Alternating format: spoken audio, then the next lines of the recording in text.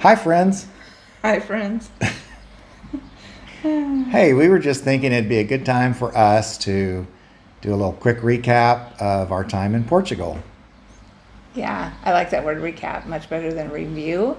Um, I don't know why. It's kind of cool. It's like looking back and appreciating where we've been and where we came from. And so, we've been here for 8 months now, and we have just had great experiences. But there's also been some adjustments. So, Right. So, first off, Lori, would you mind just kind of maybe bringing us up to date or giving us a start date of when you want to start the recap to up to now? okay.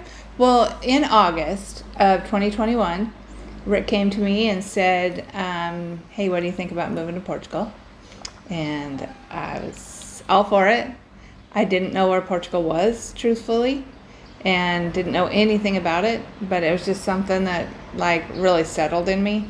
And it was like the word go. From that moment on, that was our like our path was to come to Portugal. And we didn't really have a huge reason why, but it was just an overwhelming sense of this is what is on our list of things to do right now. Yeah, and as we were thinking, some of the reasons why we decided to move were financial. Some were just the sense of adventure, giving us a purpose to travel, to be able to post things online and share our travels with people, to explore Europe. Portugal's a great place to live, good Yeah. health care, Safe. country, very safe. The We feel weather is very great. safe. Yeah. Going back to safety, I mean, we walk around at night often in our town, Yeah. and we never feel nervous.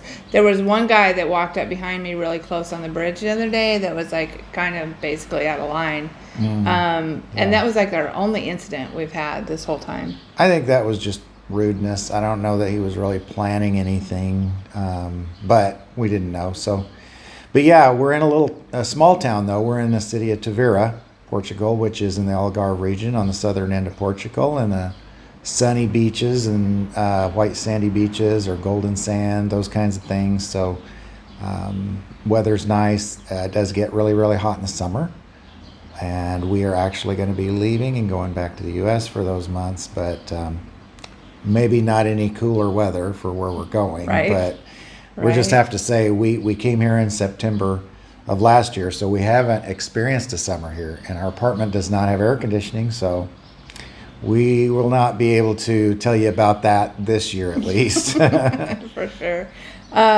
So going back to the beginning, after we decided to get this ball rolling, there's a lot of steps you have to go through to become eligible to come to Portugal and become a temporary resident.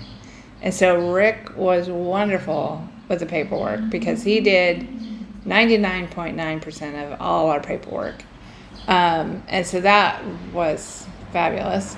And he just one thing after the other, just got it all together because there is quite a bit of paperwork. And then we had to actually fly to San Francisco and go to the consulate there and go to a place called VFS Global. I think it's VFS Global. VFS Global they're a third-party entity that handles immigration process, intake of documents for a lot of countries, but for Portugal as well. And so we actually, the San Francisco office was not the consulate office, but the VFS office, who took all of our paperwork and sent it to the consulate in Portugal. So, but we still had to make sure that we had all of the proper documentation. I could go down the list, but maybe that's for another video. But we went through a process of application for a D7 visa, which is a long stay visa in Portugal. And then once we were here, we finished the process to become temporary residents at the Immigration Services, the SEF office. And Lisbon was the office that we had to go to. We can talk more about that as well. But that was kind of part of the process. So now, Well, going back a little bit, one of the things when we were in San Francisco is we still didn't have our lease agreement that we needed, and we didn't have a bank account statement from our bank in Portugal. And so we had already bought the plane tickets, and so we just climbed on the plane, just in faith, hoping that these things would show up. And one showed up the night before our meeting, and the other one an hour before our meeting. So the meeting really did go great. A lot of people in that office that were just, traveling and trying to get all over the world. There's a fabulous group on Facebook. It's called Americans and Friends PT. Exactly.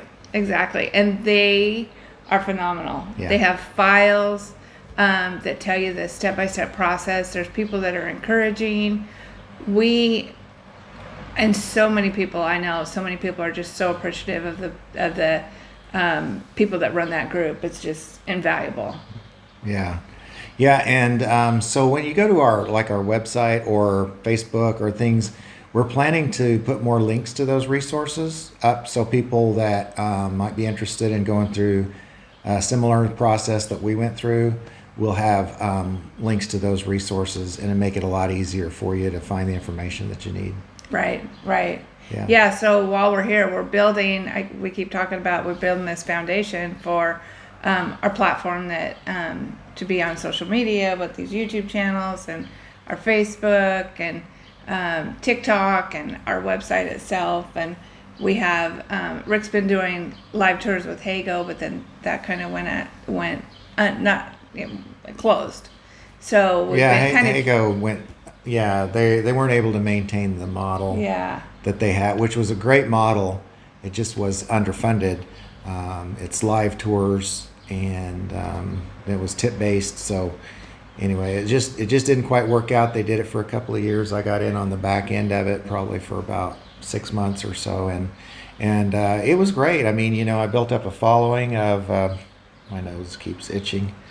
I had a following of almost 500 on that platform before it shut down, and so since then, Lori and I have been doing more of what we intentionally had planned was to do things more together. So we've started doing Facebook live tours. We've got some stuff on YouTube that we're posting.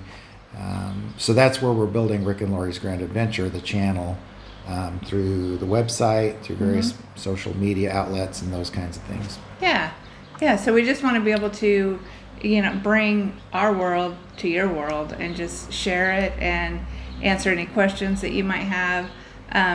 Right now we're using Facebook Live, and that's great because people can ask us questions. I mean, on the spot we can answer them. So that's been fun to interact with people from around the world. And we even had one couple that was part of your Hago, and we had coffee with them here in Tavira. They came to visit Tavira, and they're like, great. "Hey, do you want to get together for coffee?" Yeah, so that was fabulous. Really fun. John and Yvonne, they came from the UK, and we had a good time visiting and talking about Tavira, Portugal. Different places that they've been, different places that we've been, and that we would like to go. So we still have plans to, as we anchor here in Portugal, to travel the rest of Europe. And that's coming down the line here. So yeah, and so speaking of transportation, or exploring Europe, the transportation here is, I think it's really good. I mean, a lot of times I'll kind of start at the bottom. Transportation most of the time for us is our own feet, so we spend a lot of time walking. Anywhere we want to go, we usually walk. But we do, if we get too many groceries, like we do, because we just shop for a lot of groceries when we go shopping, and so we catch an Uber back home. The Uber drivers are great. They're from all over the world, and so we get to kind of visit for a short time with these people, and sometimes they just want to be quiet, and so we just leave them alone and let them drive. The other thing we do is we've done the buses here. The buses are wonderful, very clean, very classy, very high-end buses. The train that runs in the Algarve, it is an older train, but it's very clean. Almost always on time. Yeah. And we've only missed the bus or the train a couple times, and that's a story in itself. And, right. And then of course, Faro has an airport that can get you to Lisbon that can take you even further. So we're actually doing that tomorrow. We're gonna we're gonna walk to the train station. We've already got our train tickets. We'll get off at Faro, ride a bus over to the airport, fly from Faro to Lisbon, and then we're gonna take a ferry over to Alcochete, across from Lisbon. So we'll be there because we're on the way back to the U.S. So transportation, I think, is fabulous. What do you think? Yeah, we decided before we came that we wouldn't, buy a car over here. We still have a car in the U.S. that we use when we go back, and and we also wanted to. I think that was part of the immersion in the culture, was to use part of the mass transit system and find out what it was like to interact with other people and that were using the same method of transportation. So we've only had to rent a car a couple times. Some were, if we went farther kind of into the interior, it was more of a matter of convenience, even though the bus could have gotten us there, by way of train and bus and those kinds of things, where it might have took us 2 or 2.5 hours. We would rent a car, we could travel there, in 30 minutes or so, like something like that. And so other times we've just used the cars that we've had when we've traveled back and forth to, say, Lisbon, for our immigration process, documentation that we had to do, and for flying in and out of the country. Yeah. And speaking of Lisbon and that process, because after, is it 3 months or 4 months, you have to go to the SEF office and show them all your paperwork that you showed them in the United States, and they will accept you or not accept you. And so the bureaucracy here is a little, sometimes people have a hard time dealing with it. Rick and I, on our appointments, they were scheduled for the same time, the same day, but one was in one part of Lisbon and one was in the other part of Lisbon. So we rented a car. I was going to drop Rick off at his appointment and then go across town to my appointment. But what we did was we just went into that office before his appointment started and said, "Can we just both do it here?" Yeah. And so the guy was nice enough to say, yeah, we can take care of both of you. So that was awesome. But we hear that often, that married couples will be at 2 different locations for their SEF appointment. Sometimes in even various parts of the country. I think the way that they decide on that process, where to put you for your appointment, is just based on what comes up next on their system as an open slot. And so as they get names, they just fill whatever slot, just plug them in, and they don't look at if people are married or not.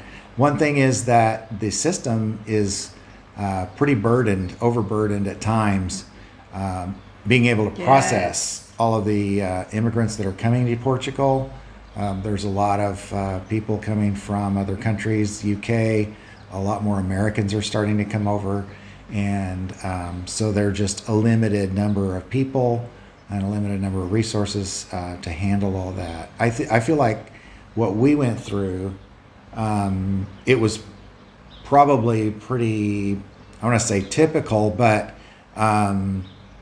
it was easier than some of the stories that we've heard.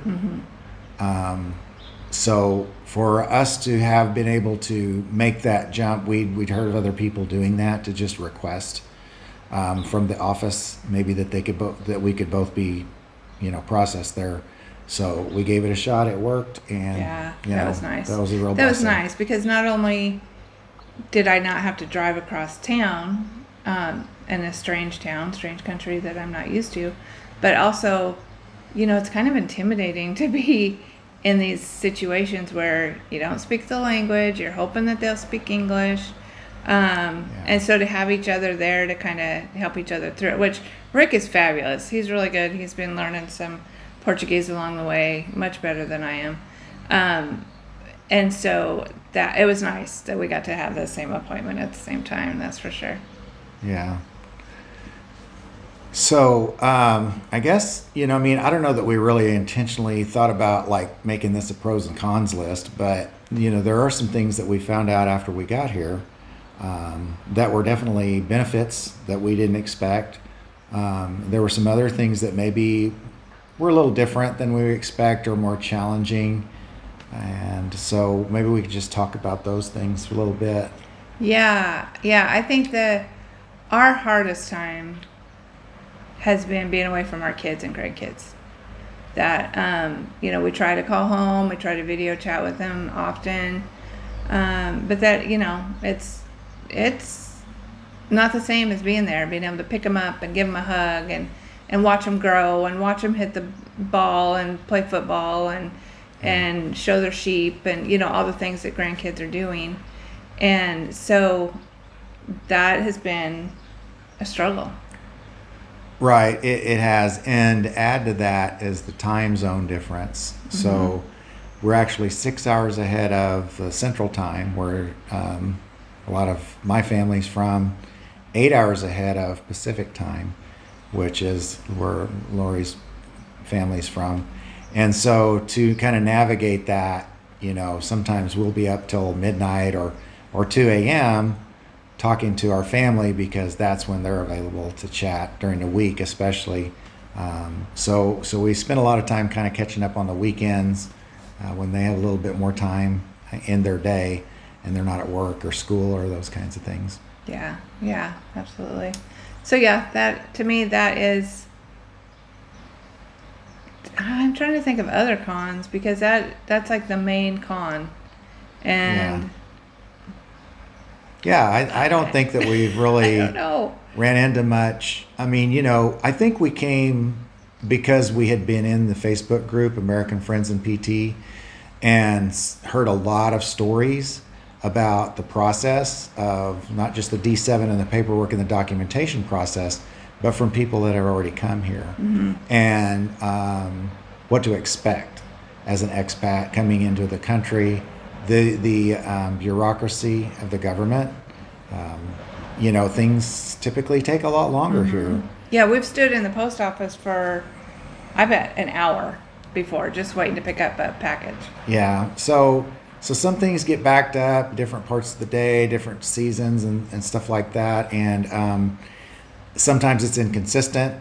So one government office in one town, or even in the same town, if you go to two different offices, may require different documentation based on their interpretation of what you're supposed to bring. Right. So you may take some documentation in thinking that you got everything you need, and then they may say, no, you need a couple of more documents or something like that, or different documents, and then you can go to another government office that might be the same branch of government, but a different office that may require different documentation. So kind of it's generally the same, but you kind of have to be prepared for that. So yeah, we've got a great friend here that we met online in the American Friends and PT. He's an American expat, originally from Portugal. His name's Rui, and he's been a real blessing to us. So he loves to help people kind of navigate those difficulties. Yeah, he's definitely been a huge asset to not only us, but to hundreds of expats. He even organizes a get-together down here in Tavira for expats once a week. And so it's great. People can just kind of bring their questions and their concerns and their just be open and share what's going on with their lives and what they're having trouble with. And so it's really a neat community. Yeah, I think we're very blessed to live in Tavira and in an area where there's a lot of expats, English-speaking expats here. It is a touristy area, so you kind of contend with that, I guess, through the tourist season as the tourist season ramps up and a lot more people here. So you might, the inconveniences would be to make reservations at a restaurant that you normally wouldn't have to do, or to stand in line a little bit longer at the grocery store, or other places. Maybe the transportation system is a little more full, and so getting tickets and things for your transportation is also something to consider. But overall, I think that that's something that people really need to think about before coming here, is what kind of support system that you're going to have when you get here. What are your expectations? And then do some investigation, some research on, are there American expat groups, churches? Like for us, having an English-speaking church was important, and we really didn't know until we got here some of the places that we were able to find those things. So I think that's like, the more research you do about the area that you're moving to, the better off you'll be. I know that living in Lisbon would be a totally different experience. Right. Than it would be for here. And so Yeah. I think you kind of have to think about, what is your personality? Where do you get your energy from? Do you like being in a big city and around a lot of people and a lot of hustle bustle? Because Lisbon is fabulous. It's a great place. It and is amazing. For a tourist, for us as tourists there, we love it. I don't think we would like living there, but I don't think we would really enjoy living in a big city for an extended period of time. Right. Anyway, no matter where that is. Right. It's just that we like a little slower pace. We like, less traffic, less noise. And so we just found a great place here Yeah. in Tavira that matches up with kind of our With lifestyle. us. Yeah.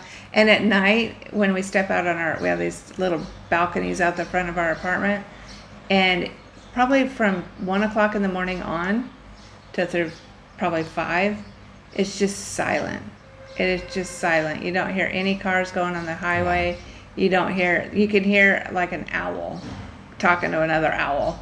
That's about as noisy as it gets in the middle of the night. And so it's just very peaceful. We've just have been, I don't know if our experience is typical, because I think we have enjoyed this so much. Yeah.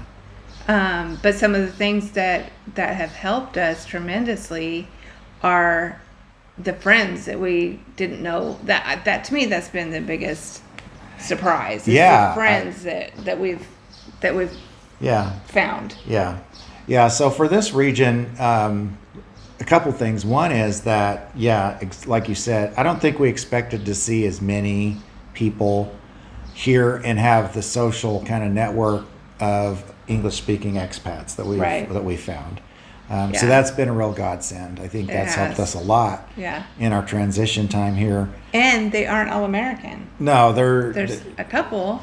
Oh, we have friends that are Portuguese. We have friends that are from South Africa. We have friends Germany. from Germany, the UK. Yeah. So it's just this neat mix of people that we just have been so blessed to be right in the middle of it all.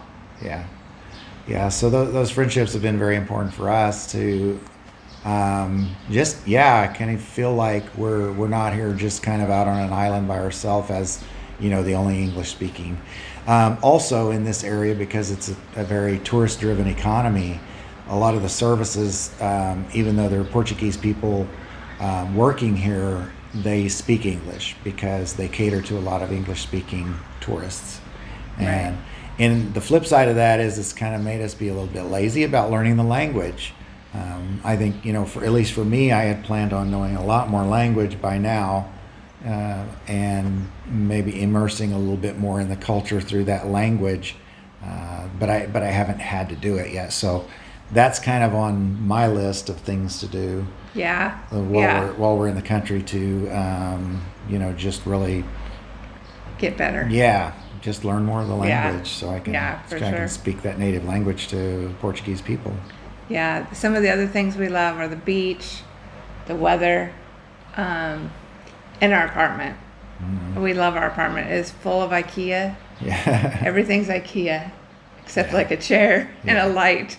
But we just love it. It's just very homey, and it's like it was made for us. So that's been awesome. So we were fortunate to be able to find a place that was furnished and really bigger than what we expected to find.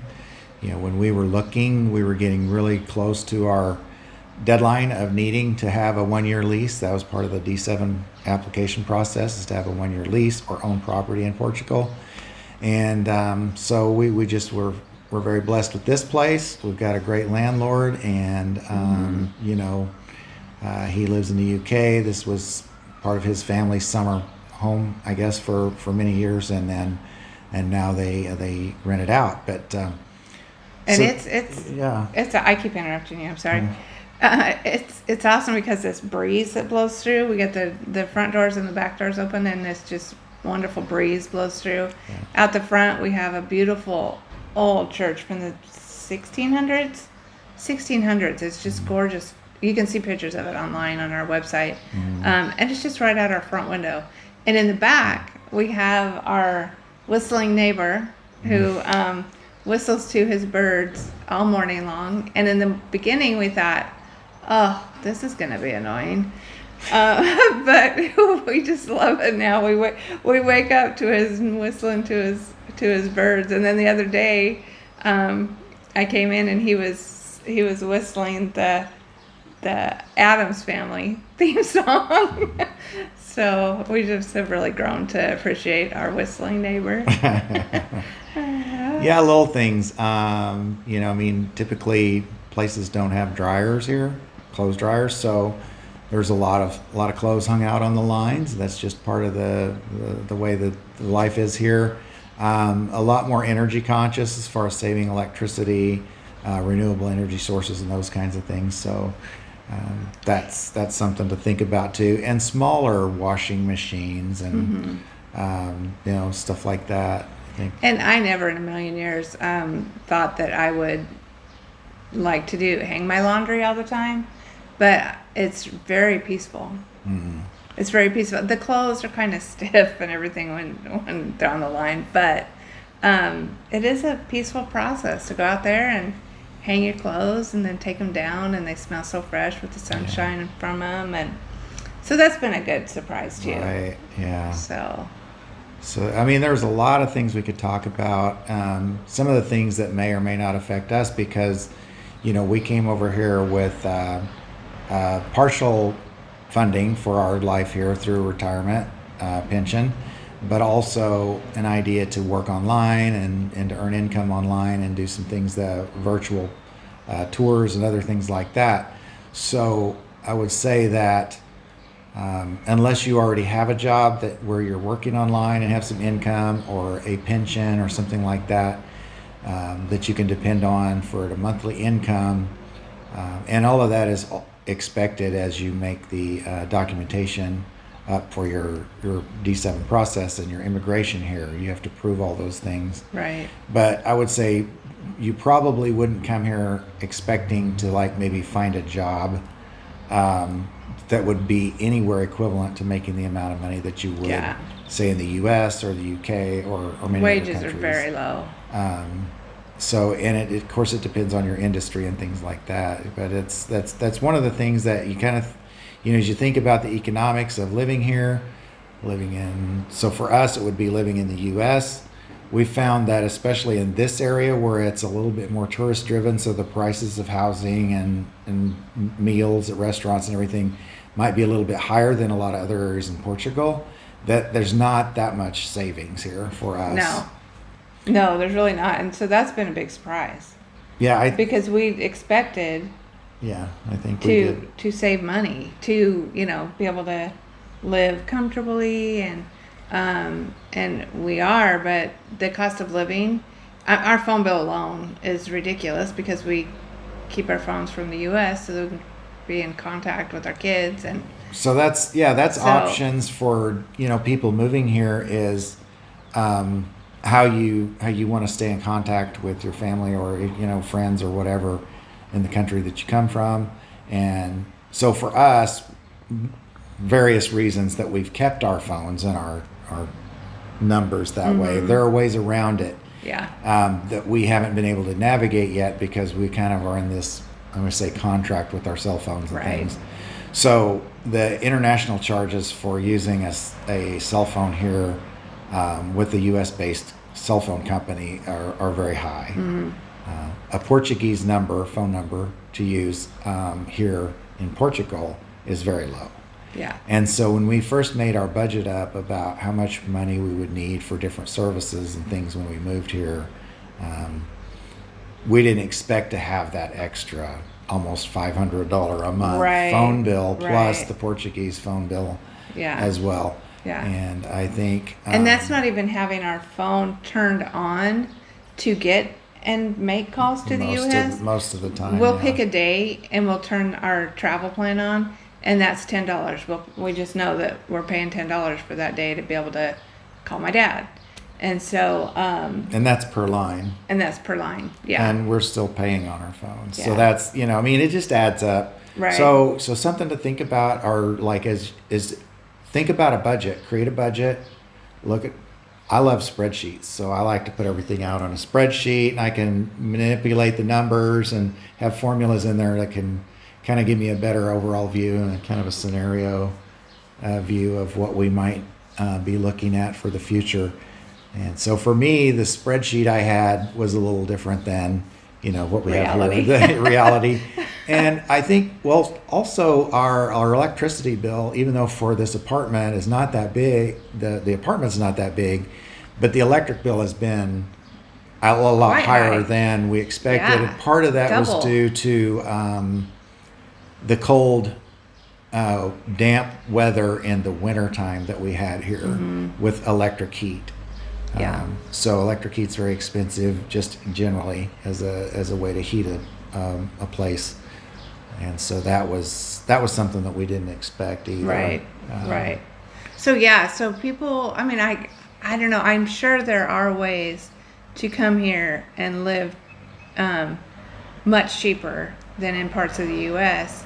But in our case, that really hasn't been the case because, another thing is we expected our house in Oregon to sell, and it hasn't sold yet. And we expected to sell our vehicle and back in the States, and we haven't done that yet. Yeah. So, there's little things that kind of we left before we had things like completely wrapped up. But we just figured, well, the time is, it'll all work itself out. So we've been working really hard. Like we started a publishing company, and I've got notebooks and books, business books and scrapbooking books and a kid's book, and they're all on Amazon. So if you look up Lori Sue Roach on Amazon, you can see all of my notebooks and different books that I've been creating while being here. And we're really looking forward to getting our websites like primo. It's a work in progress. So thank you for your patience, but we do want to just keep making those better and better. And it's given us an opportunity to just kind of, we know we can't go out and get a job here because, we don't want to take jobs away from the Portuguese people. And two, we just have faith that these online businesses are going to turn around and start helping us out. So yeah. Yeah, we're just still building, and we're happy to be here.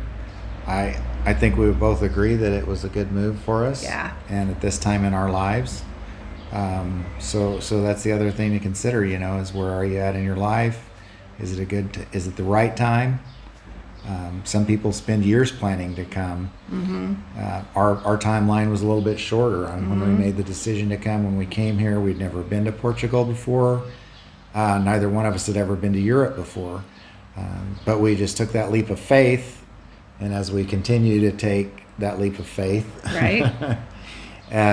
In being here, we feel like we're doing the right thing. We feel like we're, fulfilling our purpose, God's plan for our lives and those kinds of things as we lean on our faith. And so I would just say, yeah, it's a great idea for many, many, many people. Do some research. Check out American Friends in PT and other resources that Right. You can find a lot of information, and contact us. Yep, we're absolutely. available and be happy to answer questions, to do Zoom sessions or chat on WhatsApp or other things like that. And you can reach us by email, rickandloriesgrandadventure@gmail.com. You can find out more about us by going to our website at Rick and Lori's Adventure.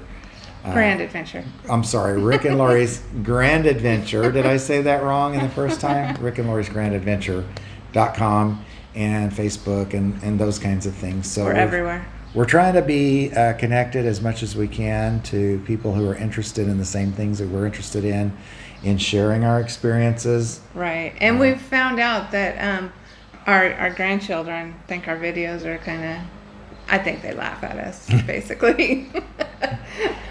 But at least we're kind of connecting with them somehow right now. It's edutainment. Yeah. Yeah, there you go. There you go. And so the other thing is, like the virtual tours we're doing, we feel like we could share with a lot of people that don't have the means to travel or physically limited travel in some way. Right. And so we want to continue to do that as we explore. It's not just about us, it's about bringing the world to other people, and helping them see things and inspire them to either travel or step out in their own lives in some way. Take a leap of faith, whatever it might be. Yeah, life happens just beyond your comfort zone. Right. And I mean, of course, it happens before that too. But it's really incredible when you kind of push yourself beyond your own limits. That it's just amazing things happen. Right. So thank you for watching. Yes. We love you all. Have a very blessed day. Thank you. Yeah. Yeah. And we'll see you on the next one. All right. Be sure to like our videos, subscribe. We're looking for 1,000 subscribers on YouTube. And once we have that, we'll be able to go live on YouTube. So we're looking forward to that step too. And share each time that if you want to watch something or see us out there, share it with your friends. Yeah. And we would appreciate that. So. Yes, absolutely. All right. See you next time. All right. Goodbye. God bless. And we'll see you later. If you would like to support our channel, you can do so through our Buy Me a Coffee page, buymeacoffee.com/Rick and Lori. And if you'd like to support our channel in a unique way, order a Studio 6 Publishing Company notebook created by Lori Sue Roach. You can find these on Amazon by searching Lori Sue Roach. Thank you, everyone.